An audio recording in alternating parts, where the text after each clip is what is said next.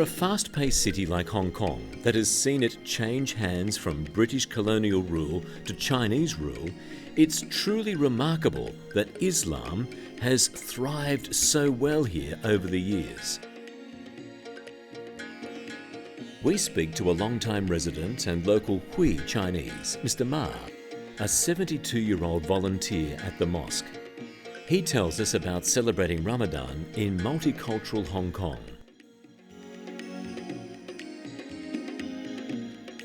I今年係72歲，就喺香港出生。而家咧，我已經係退咗休㗎啦 ，retire 嚟㗎。咁我咧就係多數都係為呢個社團啦去做下啲工作，嗰啲義工咁上下嘅。咁再喺呢個齋月嘅時間咧，我就同啲教包啊，咁咧就係收取一啲善款。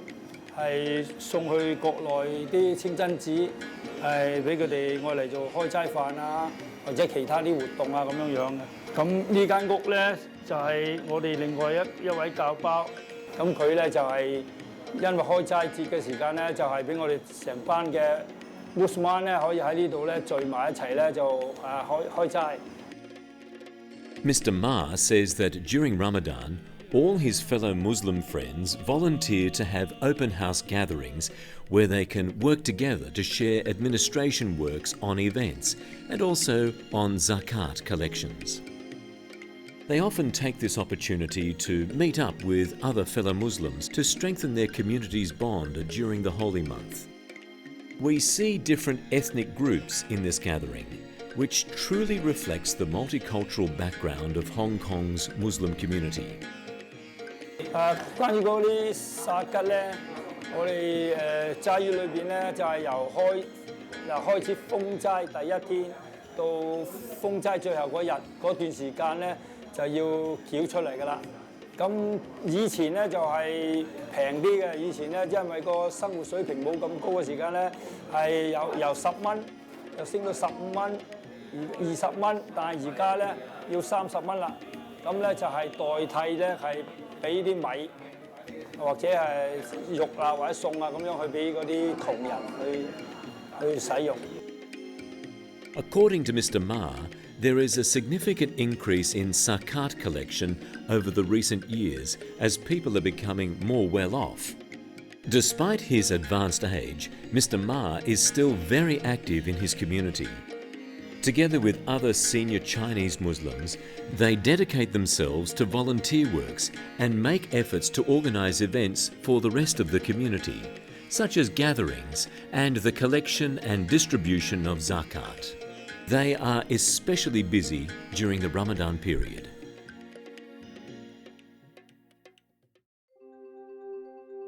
Finally, we visit the Shelley Street Masjid, built in 1890. And renovated in 1905. It's the oldest mosque in Hong Kong.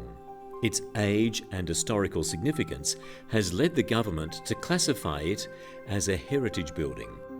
Yet, in keeping with the continually moving and changing Hong Kong, it has persisted till today and still holds sermons for local residents. The Shelley Street Mosque is symbolic of the changes in Ramadan over the years. Much like its older days, it receives Muslim travellers from all over the world to educate them in Islamic teachings. While there's no specific Muslim district like the Muslim quarters in Xi'an, there are still numerous shops catered towards Muslims around the mosque areas where Muslim residents may buy their goods.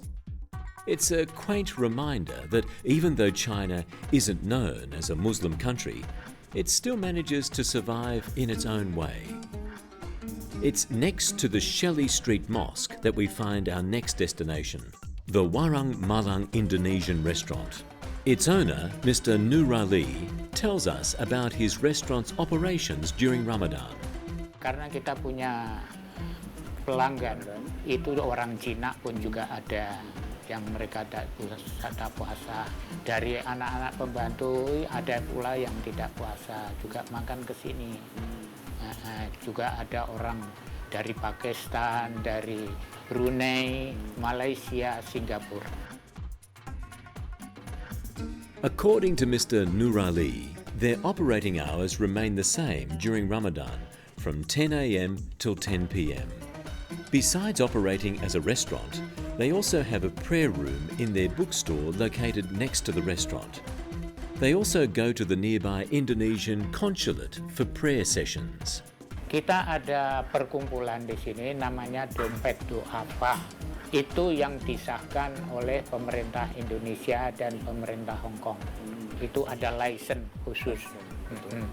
Di samping itu kita di Warung Malang juga mengumpulkan dana itu pun juga.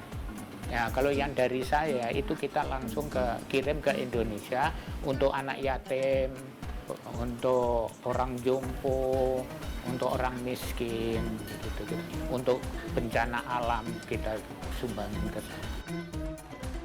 Mr. Nurali also runs the Zakat collection service here, where the collected donations are sent back to orphan homes and other institutions in Indonesia. As Mr. Nurali tells us about operation hours here, his wife is busy preparing dishes in the kitchen for fast breaking.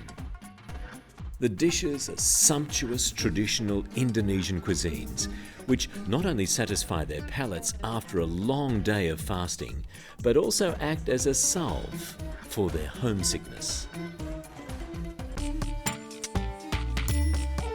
Although it is late in the evening in Hong Kong, the city is brightened by colourful neon lights. It's a fitting reminder that even here, far off from what others would consider a proper Muslim nation, Ramadan still manages in its own way to shine brightly in China. Indeed, this journey has been a reminder that no matter where one is, or how rich or poor, old or young, the holy month still remains a significant event in every Muslim's mind.